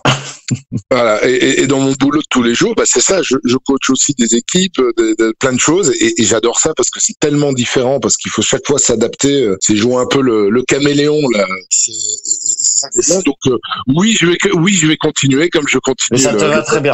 Et tout ce que tu touches, franchement, je trouve que tu le fais vraiment très bien. Donc continue. C'est gentil. C'est agréable. Bon, je vais attaquer une question un peu plus nette. Il y a pas de tabou, hein. On y va. Alors, il y en a un qui m'a été Verbal Kid, tellement hâte d'entendre, c'était mieux avant, quand les galeries ne faisaient que croître, à réclamer la PL et beaucoup de nouveaux absents pour pouvoir se gaver sur leur dos. Sorare est devenu le bureau des pleurs, restera ceux qui kiffent le jeu, et c'est pas plus mal. Alors, qu'est-ce que tu as envie de lui répondre? Moi, j'ai envie de lui répondre quelque chose, mais c'est toi l'invité. Mais ça a coupé, en fait, j'ai pas entendu tout. Voilà, malheureusement. Il disait que il présage que notre j'ai pas compris la question, en fait. Bah en fait, il y a pas vraiment de question. Il dit, c'est ça. Il dit qu'on va pleurer parce qu'avant c'était mieux, mais qu'est-ce que tu veux qu'on dise d'un autre côté? Qu'est-ce que tu veux qu'on dise? Si on part, c'est que c'était mieux avant. Ben par rapport à l'invest, maintenant c'est pas pour ça qu'on kiffe pas le jeu. Au contraire. Et ben exactement. Mais c'est ce que j'ai dit. Après, je pense que c'est logique. De toute façon, on allait parler d'investissement tous les deux et pourquoi je partais aussi. Donc avant c'était mieux, c'était plus rentable. Maintenant ça l'est plus pour mon type de galerie, mais comme je l'ai dit aussi, je pense que le gameplay il a jamais été aussi fun, et pour certains qui ont envie de se casser la tête, il y a de quoi vraiment tirer son épingle du jeu, je pense. Ouais. Je suis d'accord avec toi. Pas si j'ai répondu bien ou si c'était à côté, mais non, mais c'est que ça m'inspire pas plus. Non, mais c'est vrai que ton explication elle est complète. Tu t'es posé comme investisseur, tu kiffes le jeu, tu sens que ton investissement il craint par rapport à ta conviction propre, tu quittes et tu dis je vais revenir en NBA probablement, je vais revenir en foot avec des sommes bien moins inférieures et comme ça je peux continuer à kiffer. Je te dis, mais moi c'est aussi ma position fixe. C'est je vais rentrer. Alors, on m'a demandé, Mehdi, pourquoi t'as tout vendu en une fois, etc. Alors, je sais pas si je dois rentrer là-dedans parce que c'est toi l'invité, c'est pas moi. Mais j'ai pas fait ça non plus sur un coup de tête parce que il y avait toi qui vendais. On s'était pas coordonné. C'est vrai qu'on en parlait beaucoup. On parle une heure par jour depuis 2 ans, Mehdi. Donc forcément, on connaît un peu nos idées, mais on s'est pas dit on va partir là, quoi. Voilà. Et puis je me lève le matin, je vois un message que t'as envoyé, je crois à 3h du mat de l'heure de chez moi. Il dit voilà, c'est parti. Et puis je dis c'est parti. J'ai déjà 40 éthers. Voilà, c'est ça. Tu t'es réveillé. Et puis il y a Vose aussi. Et il y a Marine aussi qui a vendu en même temps. Je n'étais pas du tout concerté avec elle, et quand j'ai vendu, elle m'a dit toi aussi, on va galérer à vendre les super rares et tout. Au final, elle partait plutôt pas trop mal. Ouais. Voilà. Moi, j'avais vu qu'elle avait vendu, elle mettait en vente toutes ses cartes rares. Et j'ai dit tiens, tu quittes. Et puis je lui dis non, tu quittes pas parce que tes super rares, tu les vends pas toutes. Elle me dit non, mais je vais vendre mes rares et je vais step in super rares et uniques. Et puis je sais pas, t'as mis en vente, elle a eu quelques infos en discutant avec des gens, je sais pas qui travaillent sur rare ou pas, je sais pas, mais elle s'est dit non, moi je vends. Donc avec vous deux en train de vendre et d'autres aussi, je me suis dit si moi je me rajoute en plus, alors, on a des cartes fort similaires, etc. On va cracher le marché. Je sais pas si on va pouvoir. Je veux pas commenter là-dessus parce que je te connais et je veux pas me permettre de juger. Chacun sa façon de faire. Exactement. mais l'un dans l'autre, j'ai fait mon calcul.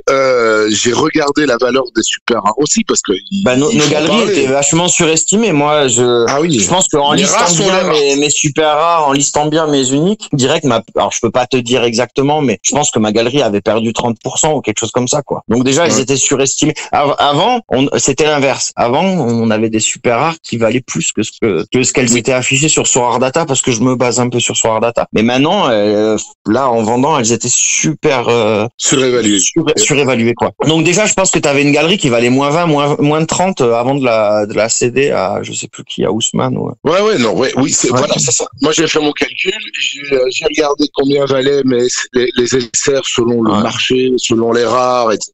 J'ai vite fait le calcul, je me dis je vais prendre pour moi, j'ai perdu un peu moins de 20% d'après mes calculs, mais je me dis c'est la tranquillité de l'esprit.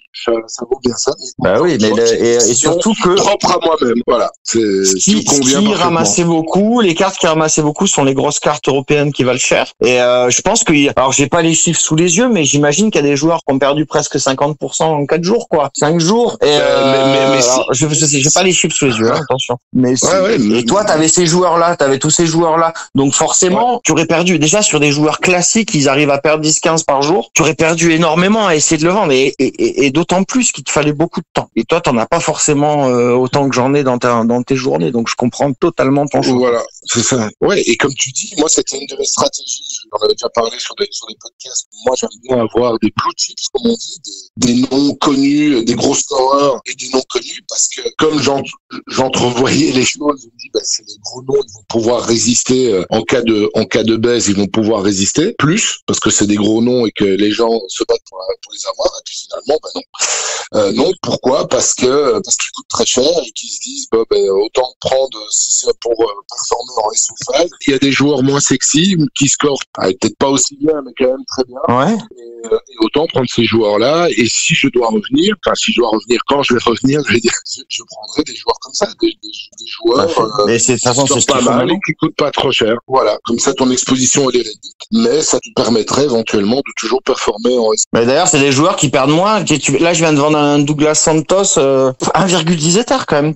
Quand tu vois que Courtois est à 1,20, que Messi c'est quoi, c'est 1,50. Après, il y a moins de cartes. Hein, c'est un petit tips que je peux donner parce que d'ici là, j'aurais tout vendu d'ici qu'il sort le podcast. Mais ouais, si vous avez des échanges contre des cartes russes, c'est pas, ça se refuse pas trop. Il faut négocier, essayer de chercher à les récupérer parce qu'il y a beaucoup moins d'éditions, donc forcément, ça se vend mieux, quoi. Ouais. Et c'est pour ça qu'avant, on avait ce phénomène de cycle. Avant, par exemple, MLS, quand j'avais débarqué, les cartes MLS étaient hyper chères. Puis le prix a baissé parce qu'il y avait les cartes nouvelle saison. Mais clairement, ce que ça montre, comme les cartes Liverpool, hein. Tu prends les cartes Liverpool avant que les nouvelles cartes soient sorties cette saison-ci, tous les prix étaient très très élevés parce que il y avait très peu de supply. Mais à partir du moment où le supply redémarre, la Russie nous flotte. Le jour où la Russie, il ressort des cartes, bon, c'est pas près d'arriver, je pense. Les prix vont de nouveau baisser. Donc je t'en rejoins parfaitement. Si aujourd'hui les cartes des joueurs russes maintiennent assez bien niveau prix parce que il y a beaucoup moins d'offres que de demandes. Mais la clé du succès, de toute façon, c'est la gestion de la rareté. Hein, donc il n'y a pas de secret. Et la distribution des rewards, mais c'est surtout la gestion de la rareté. Tout à fait. Alors je suis en train de défiler s'il y a des autres questions. Bon, il y a quelqu'un qui posait la question pourquoi vous répétez à longueur de temps que ce n'est pas un conseil d'investissement, mais dès que le jeu devient plus complet justement pour jouer, mais perd en rentabilité, tout le monde s'en va. On a répondu aussi à la question, tout dépend de son exposition et avec la somme avec laquelle on est à l'aise. Voilà. Question de Pilache que tu dois connaître. Ah, Pilache. Ouais. Parce qu'il va du poker aussi. Ouais. Est-ce qu'avant de quitter le game, vous en avez parlé aux gens que vous avez ramenés dans le jeu? T'as déjà répondu. Comment ça a été perçu? On a répondu celle-là. Et est-ce que c'est une décision qui te trotte dans la tête depuis longtemps? Ça, je sais pas. Je t'ai jamais posé la question d'ailleurs. En fait, moi, ça fait plusieurs mois je t'en ai parlé un peu, mais je veux dire, mais je l'ai jamais senti. Ça fait plusieurs mois qu'elle monte petit à petit et je me suis vraiment mis comme échéance la Première Ligue pour voir comment ils allaient annoncer ça et la Coupe du Monde. Donc Coupe du Monde Première Ligue parce que on se doutait, on n'était pas bête que la Première Ligue allait arriver. Et avant de prendre une décision, voilà. Et là, la Première Ligue a été lancée. J'ai vu. Je pense que ça a été vraiment mal fait, comme je te dis, au niveau du timing. Pour toi, la pub, elle était top, hein. Et oui, mais le problème, c'est que on réagit déjà tous sur les fins de saison, quoi. Enfin, donc les cartes elles baissent. La pub était top. Je suis d'accord avec toi. Mais le timing est mauvais. Tu les fais rentrer. Tu annonces ça. Allez, peut-être en mai, en juin, pour préparer la prochaine saison. Les gens vont arriver petit à petit. Ça peut faire monter les prix. Tu les envoies en plein milieu de saison. Tu vois les prix qui baissent. Ça motive pas à continuer. Enfin, tu vois. Je parle des investisseurs, des gros investisseurs. Après, dans le jeu, tu rentres à n'importe quel moment, ça va te plaire et il y a pas de problème. Mais je te parle des investisseurs, quoi. Tout à fait. Il y a quand même, quoi qu'on dise, on peut tirer.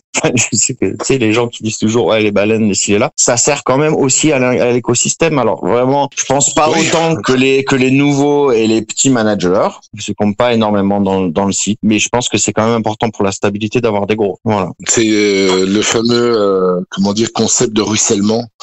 Entendu certains présidents français. Mais honnêtement, qui viendrait aujourd'hui mettre 100 000 ou 200 000 dans Sora? Je vois pas. Je vois vraiment pas qui viendrait faire ça, quoi. Et pourtant, on en a besoin. On en a besoin dans l'écosystème. Ça fait pas mal. Et du coup, ça te maintiendrait le prix de tes Messi, de tes Neymar et compagnie, quoi. Quand je dis on en a besoin, non, c'est faux. Donc, les gens qui sont là pour jouer, qui sont très à l'aise avec leur somme, etc., ils ont pas besoin de ça. Par contre, les gens avec notre profil, surtout le tien, etc. Exactement. Je suis d'accord avec toi. On aurait eu envie qu'il y ait des gens qui viennent régulièrement et on en a besoin. Parce que je me rappelle le podcast que j'avais enregistré avec Légion, je me rappelle une question que j'avais posée bien précise. J'ai dit, mais est-ce que tu crois qu'un jour, on reverra des Mbappé à 38 000 euros? Ça, je me rappelle très bien. Tu disais avec qui? Cette question-là. Avec Légion. C'est qui? Avec Sorare Légion. Ah oui, d'accord. Et je lui ai posé cette question-là. Il dit, mais je vois pas, moi, aujourd'hui, comment on pourrait retrouver des cartes Mbappé ou des Kimmich à 15, 20, 30 000 euros sans baleines, sans gens qui vraiment des baleines, hein, qui mettent, qui ont au moins 100K, parce qu'il y a que ces gens-là qui sont capables d'acheter des Mbappé à 20K, à 30K. Les autres, c'est pas possible parce qu'ils vont. C'est ça, c'est un écosystème, quoi. Ouais. Mais par contre, moi, je suis convaincu, et alors, faut vraiment pas qu'on me fasse dire ce que j'ai pas dit, c'est que le Sorare va continuer, va exploser, va pas baisser ses chiffres, et qu'il y aura plein de managers qui vont être contents et tout. Hein. Je parle juste pour moi, c'est au niveau des investisseurs qui veulent de la rentabilité que je parle. Hein. Ouais, tout à fait. Mais on est quand même assez inutile, je pense, à l'évolution du jeu. Je me fais aucun souci pour l'évolution du jeu. Ça deviendra un leader du divertissement et du NFT sur le sport, quoi. Je m'inquiète pas là-dessus. Ouais, moi j'en suis convaincu aussi, mais par contre, je vois une explosion dans le futur. Je mettais dans mon petit texte, dans mon long tweet plutôt, qui expliquait pourquoi je quittais provisoirement, en tout cas pourquoi j'enlevais mon exposition.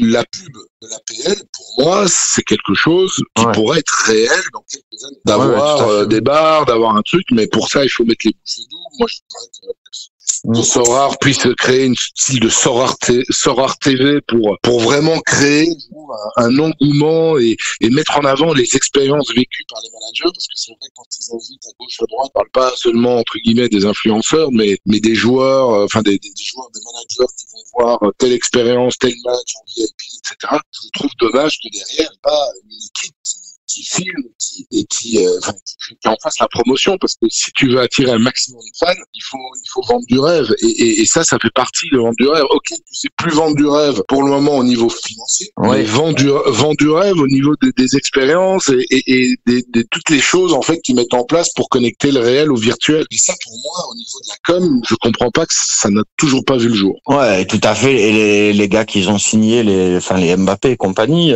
qui communiquent pas sur Sorare, quoi. Enfin, je pourrais faire un peu plus quand même, quoi. C'est l'impression que j'ai. Ouais. Et les baleines, par exemple, Benama, il m'expliquait, il n'y a pas que lui, voilà, que eux, pour le futur, ils voient un phénomène assez similaire peut-être au Bored Apes, où tu auras des stars qui voudront acheter des super cartes parce qu'ils vont s'identifier à elles, parce que Sorare sera devenu une super marque. Mais je pense que ça sera plus pour des cartes uniques. Ou typiquement la première unique d'Haaland qui était partie à je ne sais combien. La première unique d'Haaland, quoi, par exemple. Le gars sait pourquoi il a mis autant dedans, je pense. Il est bullish là-dessus, et puis je le comprends, quoi. Et en NBA aussi, t'as Yanis s'est vendu à un peu plus de $150 000 aussi dernièrement, donc ce sont des belles sommes, mais c'est des belles sommes pour des. Après, il y a une sacrée utilité en NBA quand même, et des sacrés rewards. Hein. Franchement, l'équipe est monstrueuse, je trouve, sur le développement de la NBA. Et du coup, je pense qu'ils auront plus de facilité à lâcher des sommes sur ce sport, les managers.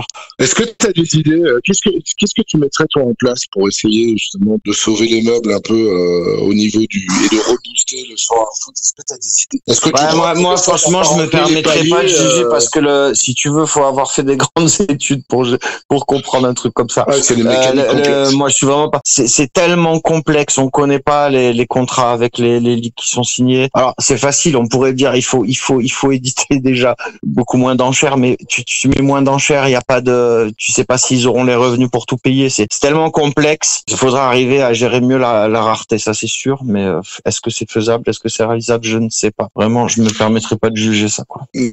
Moi, je pense qu'avec le fait qu'ils ont fait, surtout qu'ils ont été rentables dès le premier jour. Ouais, vas-y.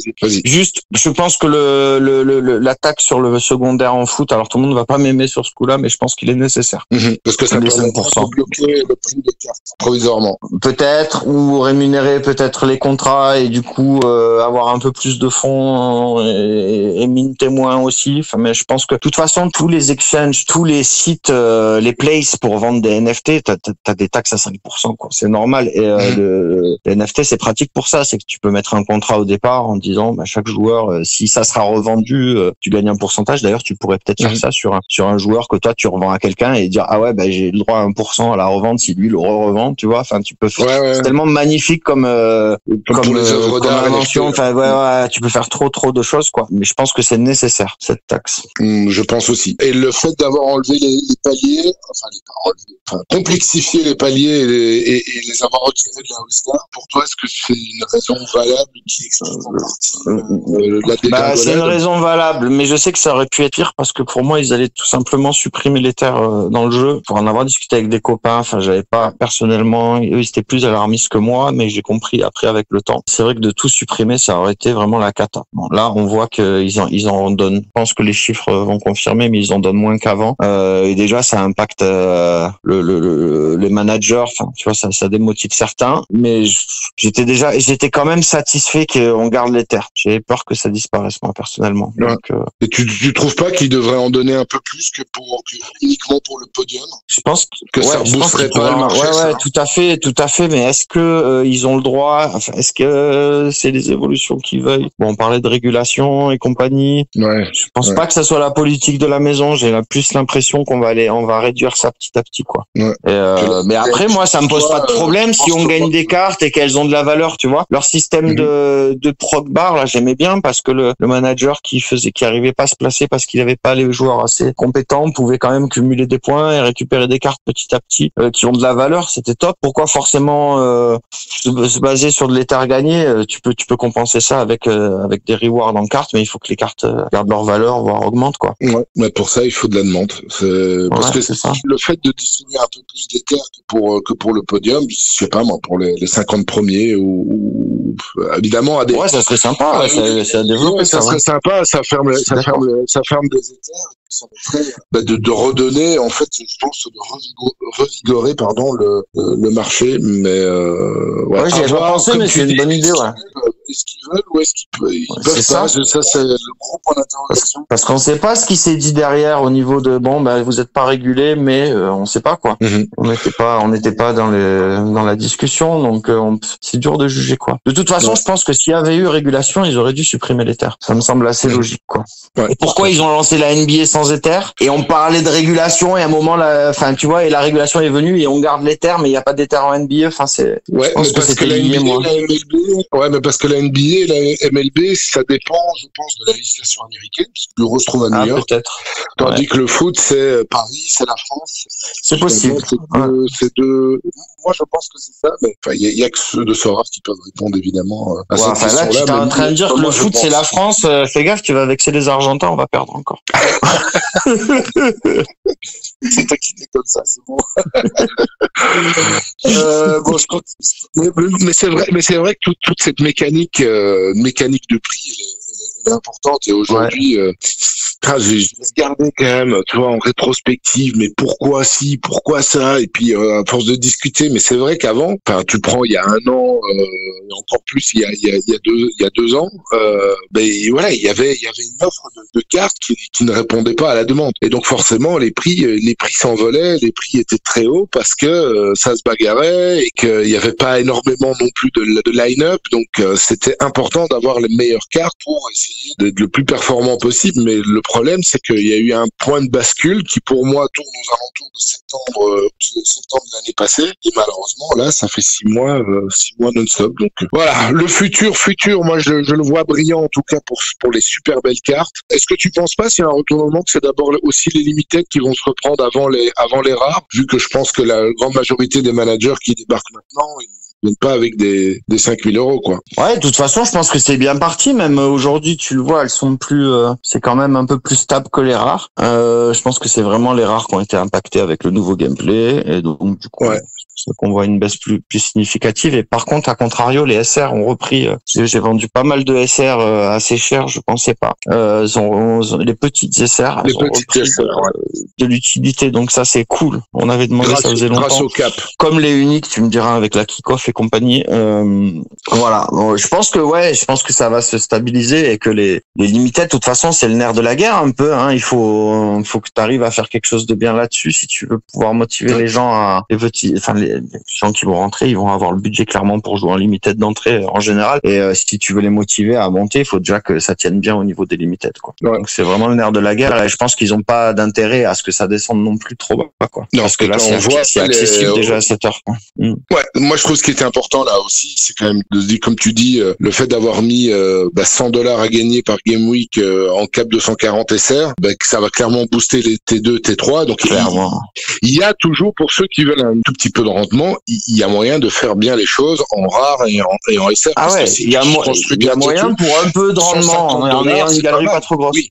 Ah oui, voilà, c'est ça, exactement. Moi, c'est ce que j'aurais bien envie de faire. Bon, je suis entièrement d'accord avec toi. Allez, on continue. Ça fait un peu de temps qu'on est ensemble là, déjà.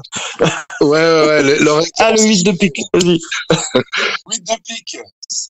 Pourquoi avoir attendu de quitter Sora pour accepter l'invitation de Mehdi? Ça j'aime bien.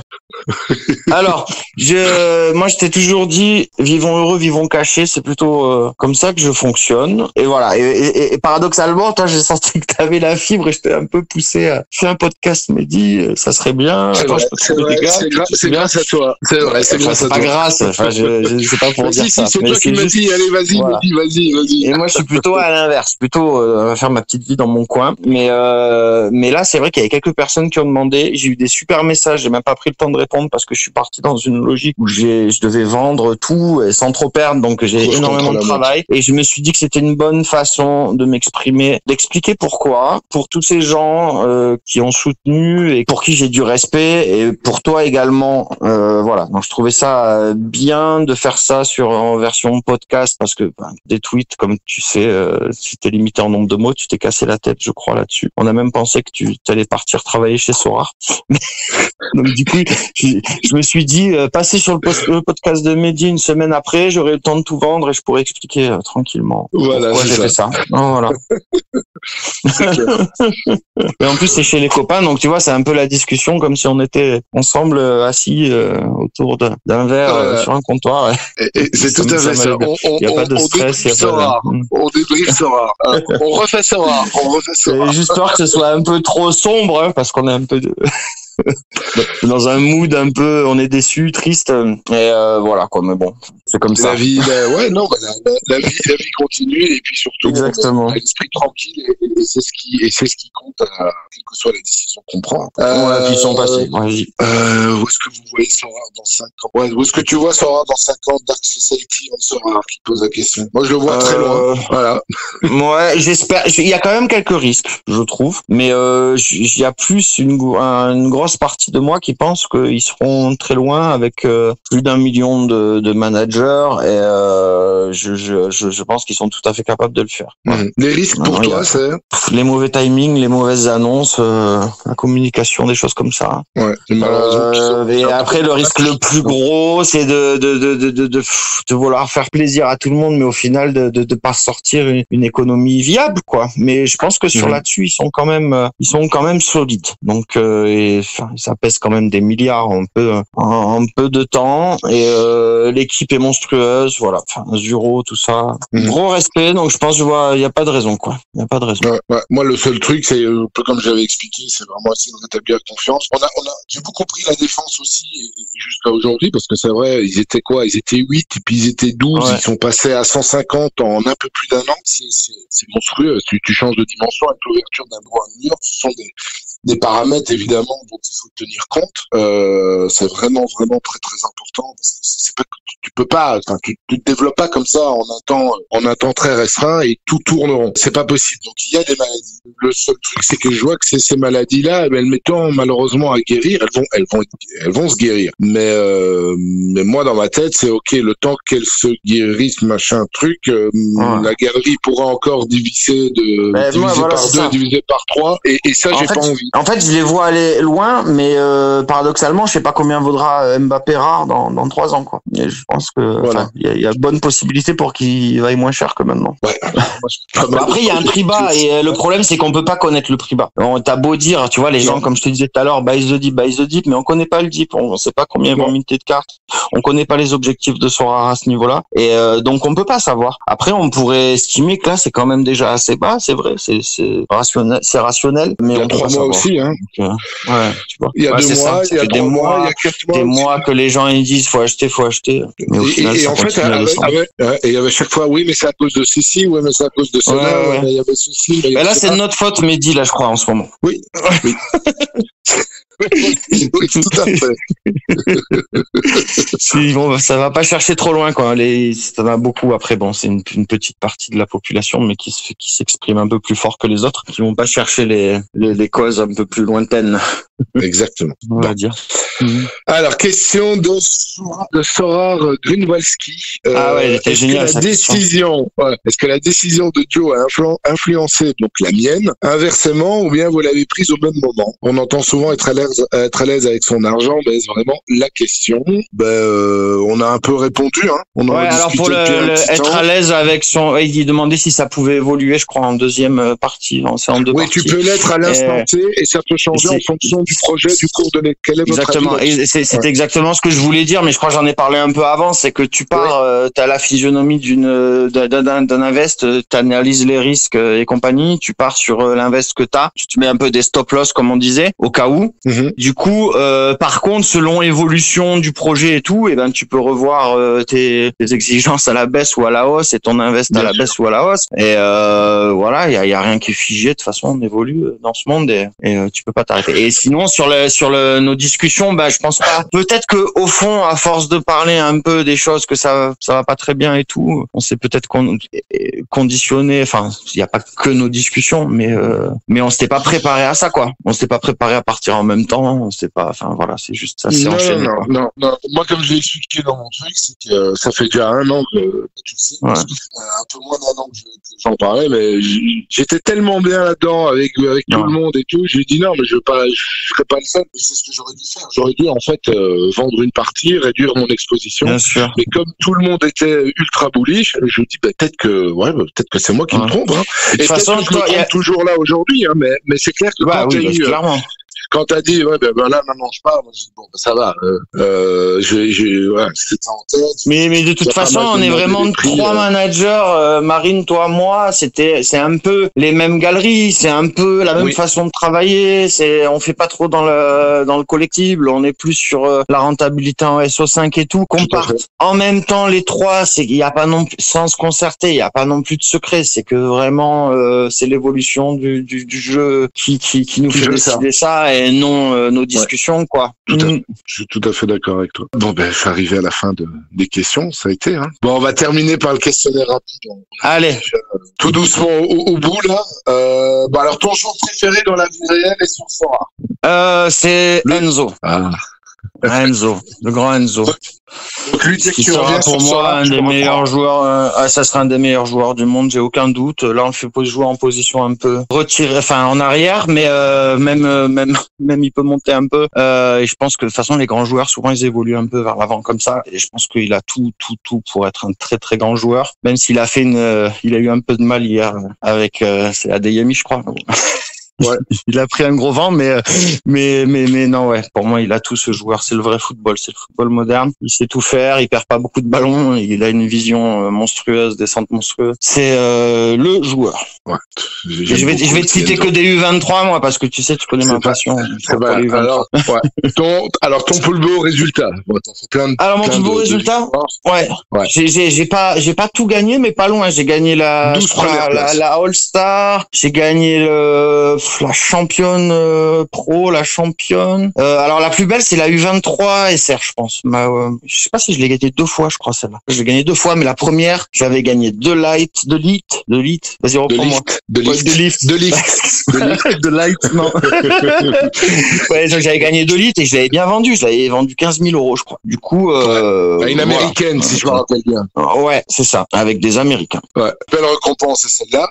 Ouais, c'est celle-ci aussi. Après, j'ai gagné Messi rare. J'avais gagné Kobel SR, mais donc, du coup, tu vois, c'est quand tu gagnes une U23 SR, t'espères un peu mieux qu'un goal. J'avais gagné quoi? Après, une des plus belles, c'est au tout début, À mes débuts, quand j'ai commencé, j'avais pas mis beaucoup et Marseille était au fond du trou et j'avais acheté Payet et compagnie et j'avais fait 6e en championne ou 5e en championne, je crois, et j'avais gagné un Wirtz qui valait, je sais pas, 5 000 €, un truc comme ça, quoi. Et c'était magnifique, quoi. Ça m'a vachement motivé à continuer.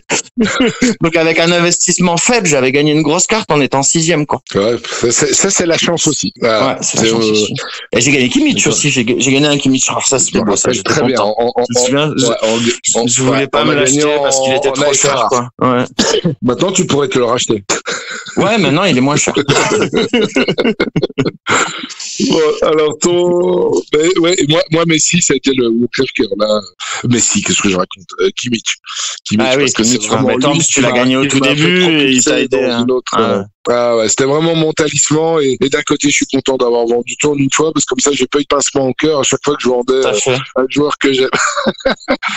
Alors ton plus gros coup de poisse? Alors j'ai un peu du mal avec les coups de poisse parce que si tu veux, je peux tellement l'oublier vite. Je fais pas une focalisation là-dessus. C'est-à-dire que si je réussis pas parce qu'il y a un joueur qui a pas fait son taf ou quoi, j'oublie direct, tu vois, et ça m'affecte pas. Du coup j'ai du mal à me souvenir de mes coups de poisse, mais j'en ai juste un petit dernier, c'était il y a pas longtemps, où je pouvais gagner la All-Star rare pour la première fois, super rare pour la première fois. Je finis 3e ou 2e au final. Et c'est comment il s'appelle, Rudiger, qui met une tête, qui marque un but incroyable, et tu me dis ouais, regarde Rudiger, nanana, et puis but annulé parce que faute de Benzema, très légère en plus. Je dis putain, mais parle pas trop vite. En plus, tu sais que comment je suis superstitieux avec les paris sportifs et tout. J'aime pas parler tant que le match est pas fini. Et voilà, tu m'as porté la poisse. C'est moi.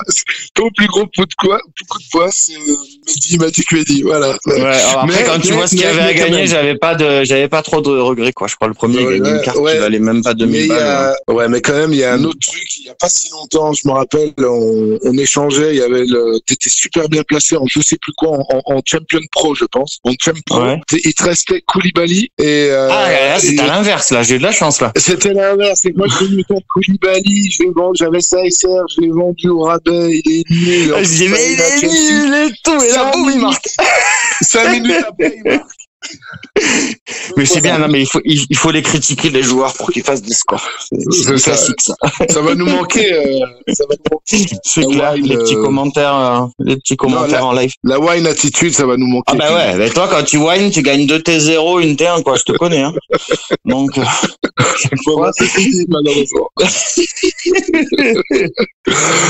Alors, ton joueur à suivre, si t'en as un. Alors, en bien déclaré, là, il y a Xavi Simons. Pour moi, bon, je suis depuis longtemps, mais pareil, c'est un monstre. Il a encore marqué un but là il y a 10 jours. Mais magnifique. D'anthologie. Je trouve que Paris a fait une belle erreur, mais je le disais quand il était à Paris déjà, de pas le faire jouer. J'avais regardé beaucoup de vidéos de lui jeune, de son football, et je trouve qu'il porte vraiment son équipe vers les victoires. Et ouais, joueur à suivre. Après, on verra ses choix de carrière. Et s'il arrive à trouver, faudra pas se tromper parce qu'il a un gabarit. Il est petit. Il va pas réussir peut-être dans tous les clubs, donc il faudra faire de bons choix, je pense. Ouais.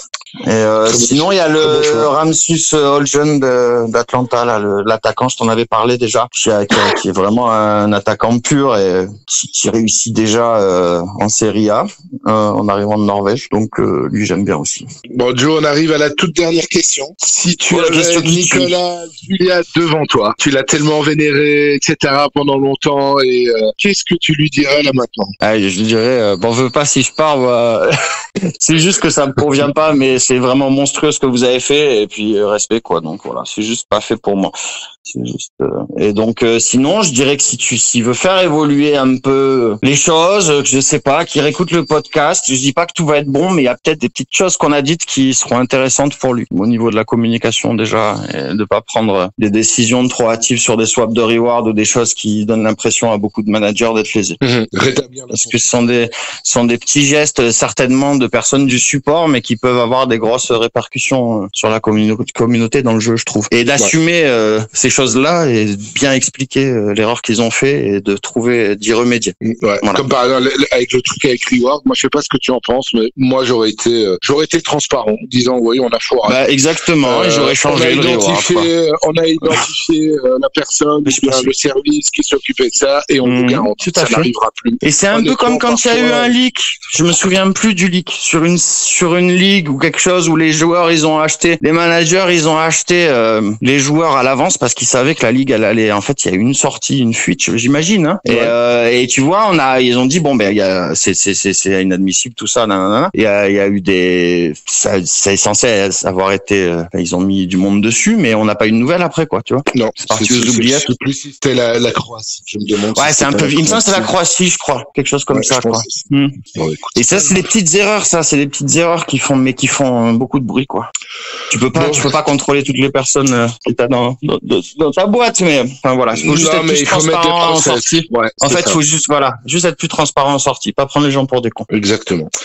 C'est ton mot de la fin? T'as encore, si tu veux. Ouais, je vais essayer de finir là-dessus, mais je vois pas trop quoi dire. On a bien fait le tour, mon Mehdi. En tout cas, ça m'a fait super plaisir qu'on puisse échanger là-dessus. Je voulais remercier, franchement, tous les gens qui nous ont supportés, avec qui on a échangé sur cette aventure, tout le So Addict et compagnie. Vraiment, c'est une communauté en or. Et puis voilà. J'espère qu'on n'aura pas été trop dark parce que c'est pas comme ça que je vois les choses personnellement. Non. Je trouve que voilà. C'est un projet magnifique, mais je devais juste m'expliquer sur mes choix personnels. Voilà. Et je pense que ça a été très bien fait. Merci pour ta franchise. Moi, je passerai sur le fauteuil plus tard. Ouais, d'accord. Et là, tu pars en vacances, là. Du coup, profite bien. Voilà. Dans 2 jours, je pars en vacances. Je serai dommage, pas très loin. Ouais. Mais, voilà. Je serai pas très loin de chez toi. Mais écoute, on mettra ça. On se verra bien un jour. Ouais, ça va. Merci pour tout, Mehdi. À plus, Joe. Ciao. Encore merci à Joe et à vous pour avoir écouté cet épisode jusqu'au bout. S'il vous a plu, on vous remercie de le partager autour de vous et de mettre 5 étoiles sur la plateforme que vous utilisez pour écouter notre podcast. Ça nous fait toujours très plaisir. Il ne me reste plus qu'à vous souhaiter des excellentes Game Week, des jolis rewards. C'était Magic Mehdi de Mediasorare.com. Mediasorare, le premier podcast francophone dédié à Sorare.